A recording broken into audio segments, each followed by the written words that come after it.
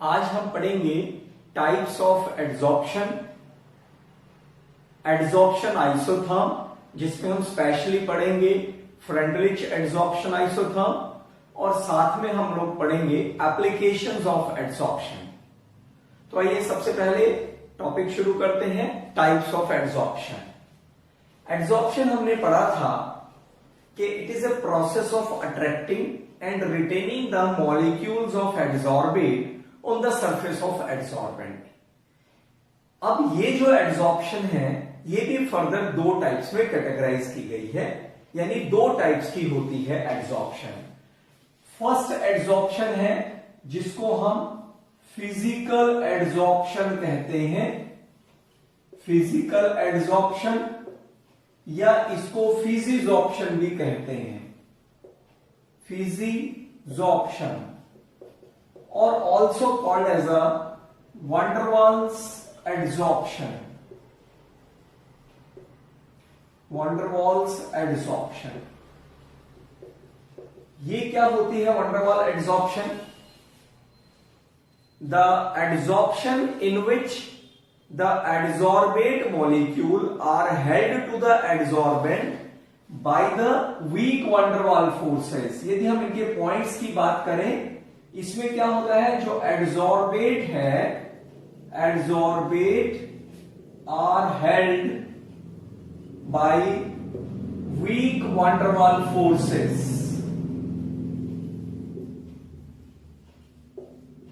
to the adsorbent। Weak van der Waal forces से held होते हैं एड्सॉर्बेंट से, इसीलिए इसको वंडर वाल एड्सॉर्प्शन भी कहा जाता है। जब वीक फोर्स ऑफ अट्रैक्शन होगी एड्सॉर्बेट और एड्सॉर्बेंट में, देन कोई सरफेस कंपाउंड नहीं बनेगा, no surface compound is formed, क्योंकि ये जो फोर्स ऑफ अट्रैक्शन होती है एड्सॉर्बेट और एड्सॉर्बेंट में, ये वीक है, इसलिए एड्सॉर्बेट और एड्सॉर्बेंट के बीच में कोई स्पेशल बॉन्डिंग नहीं होती है, जिसकी वजह से कोई नया कंपाउंड नहीं बनता है। ये जो फिजिकल एड्सॉर्प्शन होती है ये रिवर्सिबल नेचर की होती है। मींस आप चाहें तो जो एड्सॉर्ब हो चुके हैं मॉलिक्यूल्स, आप उनको डिसॉर्ब कर सकते हो, आप उनको हटा सकते हो, दोबारा फिर एड्सॉर्ब कर सकते हो। तो यानी ये जो एड्सॉर्प्शन होती है ये रिवर्सिबल नेचर की होती है। फिर ये एक मल्टी मॉलिक्यूलर लेयर प्रोसेस है, मल्टी मॉलिक्यूलर लेयर प्रोसेस, मतलब यदि ये हमारे पास एड्सॉर्बेंट है तो उसकी सरफेस पे ये एड्सॉर्बेट मॉलिक्यूल है एक लेयर, फिर उसके ऊपर एक लेयर और बन गई, फिर एक लेयर और बन गई, इस तरीके से ये एक मल्टी मॉलिक्यूलर लेयर प्रोसेस होता है। ये जो एड्सॉर्प्शन होती है it is not specific in nature. Not specific in nature means यदि हम गैसेस का सॉलिड पे एग्जांपल कंसिडर करें, गैसेस का एड्सॉर्प्शन सॉलिड्स पे, तो हर टाइप की गैस हर टाइप के सॉलिड एड्सॉर्बेंट पर एड्सॉर्ब होगी। हाँ, वो बात अलग है कि जो अमाउंट ऑफ एड्सॉर्प्शन है वो डिफरेंट डिफरेंट हो सकता है। तो इसलिए कोई स्पेसिफिक नहीं होता है कि ये गैस केवल इसी पर्टिकुलर एड्सॉर्बेंट पे एड्सॉर्ब हो सकती है, दूसरों पर नहीं हो सकती है। फिर जो हीट ऑफ एड्सॉर्प्शन है, हीट ऑफ एड्सॉर्प्शन वो बहुत कम होती है। हीट ऑफ एड्सॉर्प्शन क्या होता है? The amount of heat evolved. कब? जब एड्सॉर्प्शन होती है तो ये होती है ओनली 20 to 40 किलो जूल पर मोल। जब एक मोल सब्सटेंस एड्सॉर्ब करता है उस समय जो हीट रिलीज होती है that is called as the heat of adsorption. इस केसेस में ये हीट ऑफ एड्सॉर्प्शन बहुत कम होती है, यानी ओनली 20 to 40 किलो जूल पर मोल होती है। इस फिजिकल एड्सॉर्प्शन में कोई एक्टिवेशन एनर्जी रिक्वायर्ड नहीं होती है। नो एक्टिवेशन एनर्जी रिक्वायर्ड, कोई भी एक्टिवेशन एनर्जी रिक्वायर नहीं होती है, यानी ये प्रोसेस अपने आप चलता है। फिर इट डिक्रीजेस, टेम्परेचर का क्या इफेक्ट होता है हम पहले पढ़ चुके हैं पिछले लेक्चर में। On increasing temperature physical adsorption decreases, ये फिजिकल एड्सॉर्प्शन क्या करती है, डिक्रीज करती है। अब यदि हम केमिकल एड्सॉर्प्शन की बात करें, सेकंड टाइप की जो एड्सॉर्प्शन होती है वो होती है केमिजॉर्प्शन या केमिकल एड्सॉर्प्शन, या इसको लैंगम्यूर एड्सॉर्प्शन भी कहा जाता है। लैंगम्यूर एड्सॉर्प्शन, यदि इसके कैरेक्टरिस्टिक्स के बारे में बात करें, in this adsorption the adsorbate molecule, adsorbate held by the chemical bond to the adsorbent, यानी एड्सॉर्बेट मॉलिक्यूल एड्सॉर्बेंट के साथ केमिकल बॉन्ड फॉर्म करते हैं, इसीलिए इसको केमिकल एड्सॉर्प्शन कहा जाता है। फिर यहां पर क्योंकि केमिकल बॉन्ड फॉर्म हो रहा है, और जब भी दो सब्सटेंस के बीच में कोई केमिकल बॉन्ड फॉर्म होता है तो एक सरफेस कंपाउंड बनता है, a surface compound is formed.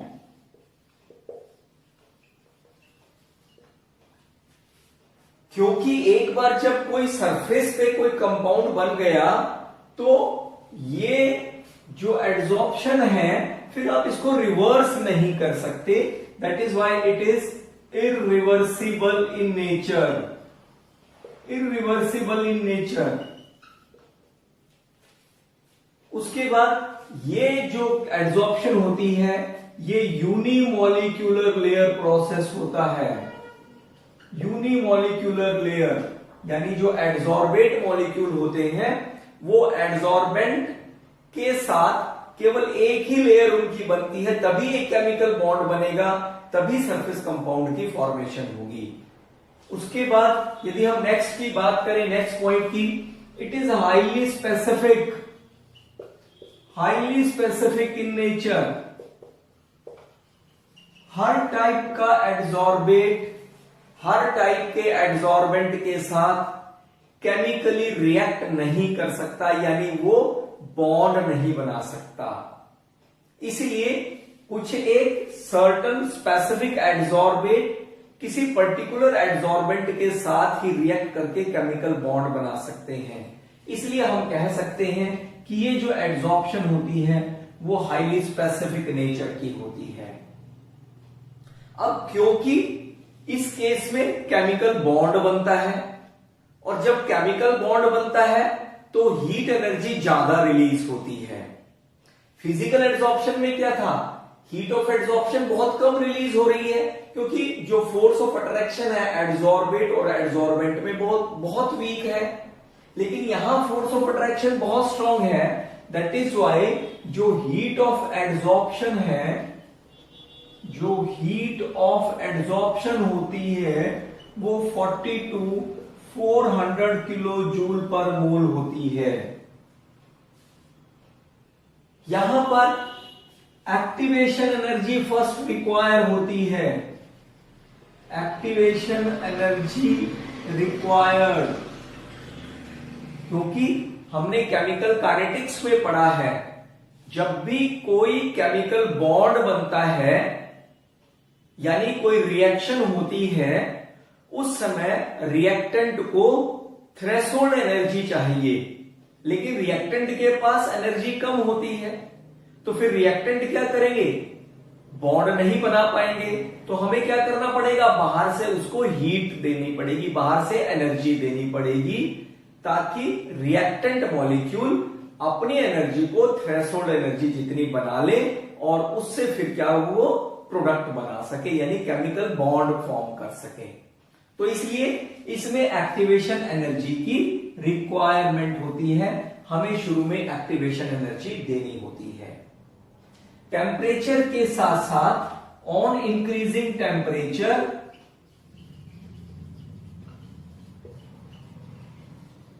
it first increases and then decreases. Chemical adsorption पहले इंक्रीज करती है टेम्परेचर के साथ साथ, फिर डिक्रीज करती है। ये हम पिछले लेक्चर में एक्सप्लेन कर चुके हैं। क्योंकि टेम्परेचर इंक्रीज करने पर एक्टिवेशन एनर्जी रिक्वायर होती है। जो इनिशियल इंक्रीज है टेम्परेचर का वो शो करता है कि रिएक्टेंट एनर्जी को एब्सॉर्ब कर रहे हैं, एनर्जी को टेकअप कर रहे हैं, अपनी एनर्जी को थ्रेशोल्ड एनर्जी बनाने के लिए। इसलिए टेम्परेचर इंक्रीज करने पर जो एक्टिवेशन एनर्जी, जो केमिकल एड्सॉर्प्शन होती है वो पहले इंक्रीज करती है, उसके बाद जैसे इसमें डिक्रीज होता है वैसे ही डिक्रीज यहां पर होता है। तो ये थे केमिकल एड्सॉर्प्शन के बेसिक कैरेक्टरिस्टिक्स। सो यदि हमारे पास अलग से वो पूछा जाता है बेसिक कैरेक्टरिस्टिक्स तो हम अलग से बता देंगे, और यदि दोनों में डिफरेंशिएट किया जाता है कि differentiate between the chemical and physical adsorption, तो इस तरीके से हम ये पॉइंट्स बना के इनको डिफरेंशिएट भी कर सकते हैं। नेक्स्ट टॉपिक है फ्रेंडलिच एड्सॉर्प्शन आइसोथर्म। आइसोथर्म क्या होते हैं? The graph between the amount of gas adsorbed per gram of the adsorbent and pressure at constant temperature is called as a adsorption isotherm. Actual में कोई भी ऐसा graph किसी भी एक वेरिएबल का जब हम प्रेशर के अगेंस्ट प्लॉट करते हैं कांस्टेंट टेम्परेचर पर, तो उस कर्व को हम आइसोथर्म कहते हैं। अब क्योंकि ये आइसोथर्म किसके अगेंस्ट है? Amount of the gas adsorbed per gram of the adsorbent, that is why this graph is called as a adsorption isotherm. क्योंकि ये फ्रेंडलिच ने एक्सप्लेन किया था तो उसी के नाम पर इसका नाम पड़ा है फ्रेंडलिच एड्सॉर्प्शन आइसोथर्म। हमें पता है कि जब हम प्रेशर के अगेंस्ट एड्सॉर्प्शन को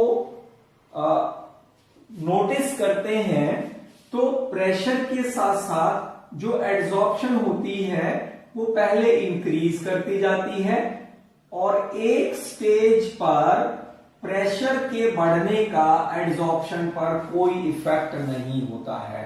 यानी एक स्टेज के बाद जो एड्सॉर्प्शन है वो कांस्टेंट हो जाती है। तो वो प्रेशर जिस प्रेशर के बाद एड्सॉर्प्शन कांस्टेंट हो जाती है वो कहलाता है पीएस, यानी सैचुरेशन प्रेशर। उसको कहते हैं हम सैचुरेशन प्रेशर। यदि हम इस कर्व को ध्यान से देखें तो ये कर्व हम 3 पार्ट में स्टडी कर सकते हैं। एक तो इसका लोअर पार्ट है, लोअर पार्ट जिसको हम फर्स्ट पार्ट कहेंगे, यानी जहां पर लो प्रेशर है, लो प्रेशर पर जो एड्सॉर्प्शन है वो स्टीपली इंक्रीज कर रही है। और एक बहुत हाई प्रेशर है जिसको हम कर्व का सेकंड पार्ट कहेंगे। इस पार्ट में प्रेशर जितना भी आप इंक्रीज करें एड्सॉर्प्शन इंक्रीज नहीं हो रही, यानी एड्सॉर्प्शन बिकम्स कांस्टेंट। और तीसरा जो इंटरमीडिएट प्रेशर रेंज पर है जिसको हम कर्व का थर्ड पार्ट कहेंगे, यहां पर कर्व में क्या है? बेंड है। तो तीनों पार्ट को 1 by 1 स्टडी करते हैं। सो एट लो प्रेशर जो एड्सॉर्प्शन है that is directly proportional to P, यानी आप जितना प्रेशर बढ़ा रहे हैं एड्सॉर्प्शन उतना इंक्रीज करती जा रही है। लेकिन एट वेरी हाई प्रेशर जो एड्सॉर्प्शन है that is directly proportional to P not, यानी x by M is constant, यानी प्रेशर का एड्सॉर्प्शन पर कोई इफेक्ट नहीं हो रहा है। और जो इंटरमीडिएट स्टेज है at moderate pressure x by m is directly proportional to p raised to power n, where value of 1 by n is equal to 0 to 1। यहां पर n की वैल्यू 0 से 1 नहीं है, रादर 1 by n की value 0 से 1 है। जब 0 हो जाएगी ये पूरी वैल्यू तो आपके पास ये हाई प्रेशर वाली सिचुएशन आ जाती है, जब पूरी वैल्यू 1 होगी तो ये लो प्रेशर वाली सिचुएशन आ जाती है। यदि हम यहां पर कांस्टेंट ऑफ प्रोपोर्शनैलिटी अप्लाई करें तो फिर ये क्या इक्वेशन हो जाएगी, इधर लिख लेते हैं x by M is equal to k into P raise to power 1 by n। ये इक्वेशन कहलाती है Freundlich adsorption isotherm equation, let it be 1। इस इक्वेशन की वैलिडिटी को चेक करने के लिए हम दोनों साइड लॉग ले लेते हैं। Log of natural log x by M, ये हो गया लॉग के log m into n, log के log m into log of n। इसको और सॉल्व कर लेते हैं तो ये क्या हो जाएगा, लॉग के plus log m power n, n log m, ये हो गया। अब दोनों तरफ इसको log टू द बेस 10 में कन्वर्ट कर लेते हैं, 2.303 से मल्टीप्लाई करेंगे और उसके बाद कॉमन लेके कैंसिल आउट हो जाएगा, तो ये इक्वेशन बन जाएगी log x by M equal to log of k plus 1 by n log p। Rearrange कर लेते हैं, log of x by m equal to 1 by n log p plus log k। अब ये equation number 2 is an equation of straight line, y is equal to mx plus c। यहां पर variable क्या है, log x by m और log p। तो इसका मतलब ये हुआ कि यदि हम एक ग्राफ प्लॉट करें किस में, log of x by m, यानी ये पूरा y है वैल्यू और ये है x, y और x में यदि हम ग्राफ प्लॉट करें तो अब यहां पर m क्या है, पॉजिटिव वैल्यू है, तो ग्राफ आपको क्या मिलेगा, एक स्ट्रेट लाइन मिलेगा इस तरीके से। और इसका जो स्लोप होगा, slope of the curve is given by the m। m क्या है, 1 बाई n। और इंटरसेप्ट कहां से निकलेगा, इसको एक्सट्रापोलेट कर देंगे और ये y एक्सिस के अलोंग जो इंटरसेप्ट होगा वो क्या वैल्यू होगी, log k की वैल्यू होगी। तो यहां लिख लेते हैं intercept along the y axis is equal to log k। So इस इक्वेशन, ये जो ग्राफ है फिर इसकी सिग्निफिकेंस क्या हुई, यदि हम ग्राफ पेपर पर ग्राफ प्लॉट कर लें और वहां से हम स्लोप फाइंड आउट कर लें इस कर्व का, उस वैल्यू को हम यहां पुटअप करें तो हमें n की वैल्यू मिल जाएगी और यहां से यदि हम इंटरसेप्ट निकाल कर यहां पुटअप करें तो हमें k की वैल्यू पता चल जाती है। सो इस तरीके से हम n और k की वैल्यू को इस ग्राफ की हेल्प से डिटरमिन कर सकते हैं। आइए देखते हैं कि एड्सॉर्प्शन का कंसेप्ट कहां कहां पर एप्लीकेबल है। सबसे पहले हम बात करते हैं गैस मास्क में। इन गैस मास्क हमें पता है कि जो माइंस होती हैं उनमें पॉइजनस गैसेस के रिलीज होने के चांसेस बहुत ज्यादा होते हैं।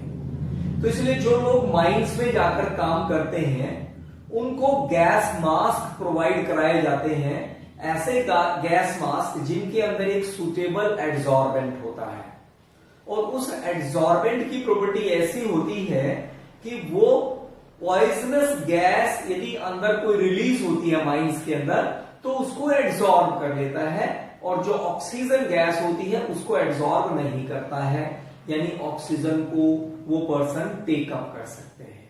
तो इस तरीके से गैस मास्क में भी जो एड्सॉर्प्शन है वो कंसेप्ट अप्लाई होता है। फिर दूसरा होता है इन डीकलरेशन ऑफ शुगर सिरप।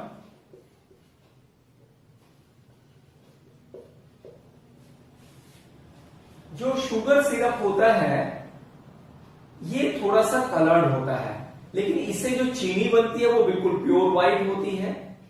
वो कैसे होता है? इस शुगर सिरप के अंदर चारकोल डाला जाता है और वो चारकोल क्या करता है? उस सिरप के कलरिंग मैटर को एड्सॉर्ब कर लेता है और बाद में फिर इस चारकोल को इस सिरप से सेपरेट कर दिया जाता है। इस वजह से जो चीनी है वो व्हाइट होती है। सेम कंसेप्ट एप्लीकेबल होता है वेजिटेबल ऑयल्स को बनाते वक्त। एक और यदि हम बात करें इन डीह्यूमिडाइजर,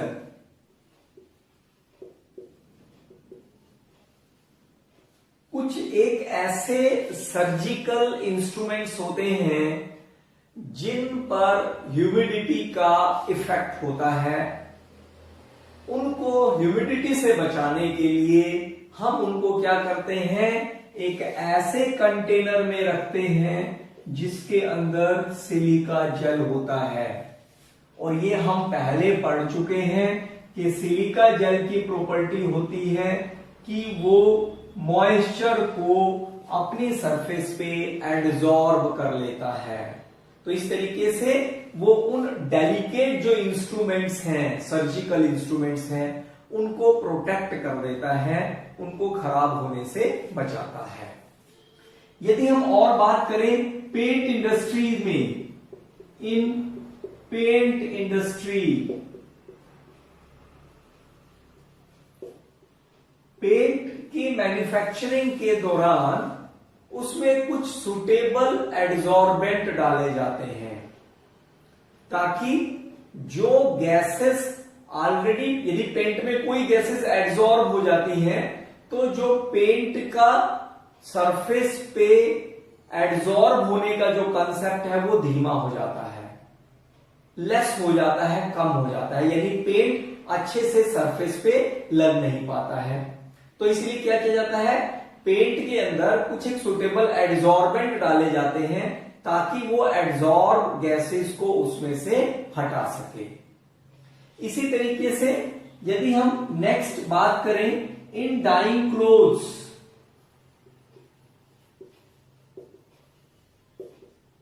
जिन कपड़ों को हमें डाई करना होता है उन कपड़ों को हम पहले एक मॉर्डेंट में डालते हैं। मॉर्डेंट जनरली हम पोटाश एलम, जिसको फिटकरी कहते हैं, वो यूज करते हैं। ये मॉर्डेंट का क्या काम होता है? ये कपड़े में यानी फैब्रिक में और जो आपका डाई है उसमें एक बाइंडिंग एजेंट का काम करता है। तो इस तरीके से ये जो मॉर्डेंट होता है इजीली फैब्रिक पे भी एड्सॉर्ब हो जाता है और फिर खुद पे जो कलरिंग मैटर होता है यानी जो डाई होता है उसको एड्सॉर्ब कर लेता है। तो यहां पर भी कहीं ना कहीं जो एड्सॉर्प्शन का कंसेप्ट है वो एप्लीकेबल होता है। इसी तरीके से यदि हम और कंसेप्ट की बात करें इन क्रोमेटोग्राफी, इन क्रोमेटोग्राफी हमने पेपर क्रोमेटोग्राफी पढ़ी है। पेपर क्रोमेटोग्राफी में क्या होता है? एक पेपर स्ट्रिप लेके और जिन दो कलरिंग सब्सटेंस को हमें सेपरेट करना होता है उसकी एक ड्रॉप यहां पेपर स्ट्रिप पे, वॉटमैन फिल्टर पेपर स्ट्रिप पे नीचे से थोड़ा ऊपर करके लगाते हैं और इस फिल्टर पेपर को फिर एक सुटेबल सॉल्वेंट में सीधा हैंग कर देते हैं। अब क्या होगा, ये जो कलरिंग मैटर था मिक्सचर, ये इस सरफेस पे जो ये वॉटमैन फिल्टर पेपर था इस पे खुद को एब्जॉर्ब कर लेता है। सॉल्वेंट जब धीरे धीरे इस फिल्टर पेपर में ऊपर चढ़ता है तो ये जो मिक्सचर है ये सॉल्वेंट में सोल्यूबल होता है, जिसकी वजह से ये मिक्सचर भी इस सॉल्वेंट के साथ ऊपर चढ़ना शुरू हो जाता है। लेकिन इन दोनों कंपोनेंट का रेट ऑफ एड्सॉर्प्शन डिफरेंट होता है विद दिस स्टेशनरी फेज यानी फिल्टर पेपर। तो जिसका रेट ऑफ एड्सॉर्प्शन बहुत कम होता है वो बहुत जल्दी से ऊपर चढ़ जाता है, और जिसका रेट ऑफ एड्सॉर्प्शन बहुत ज्यादा होता है वो कलरिंग मैटर पीछे रह जाता है। इस तरीके से जो दोनों मिक्सचर कंपोनेंट के जो दोनों मिक्सचर के जो दोनों कंपोनेंट हैं वो सेपरेट हो जाते हैं। तो ये कंसेप्ट भी कहीं ये कंसेप्ट जो है वो भी एड्सॉर्प्शन पर डिपेंड करता है। इसी तरीके से इन क्योरिंग